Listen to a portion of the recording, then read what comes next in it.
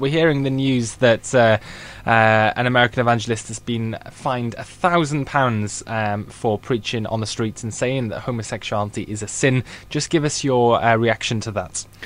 Well, like a lot of people, were very shocked indeed that the preacher should have been arrested and forced to spend a night in police cells, and were even more shocked that the court has decided to fine him £1,000 for basically doing nothing more than answering somebody's questions in the street about sexual ethics. It's such an outrageous fine that even Peter Tatchell, the homosexual rights campaigner, has said he thinks it's totally disproportionate. So it's really quite worrying. And I hope I'm right in saying this, but this is one of, if not the biggest fines given out to a preacher in the UK.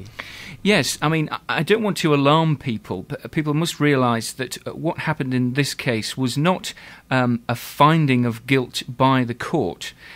This gentleman was advised by his lawyer, a leading human rights lawyer, to plead not guilty, but because he had to get back to the US, he felt he couldn't stay in the country long enough to defend himself, so he pleaded guilty. So it's not in any sense a precedent or a legal finding, but it is the highest penalty that's ever been dished out to a street preacher in the UK that I'm aware of.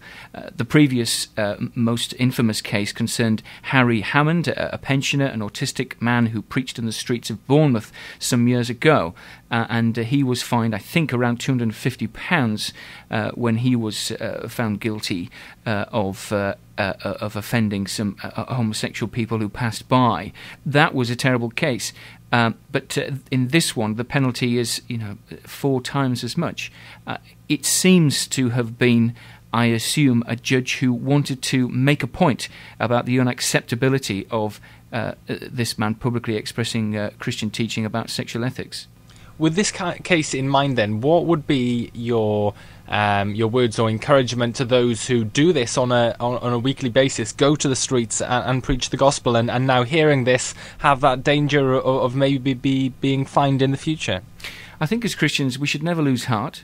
We should always be aware of the situation around us and aware of how other people might interpret things we say. And because we love our neighbour and want people to properly understand the gospel, we take care about how we express ourselves.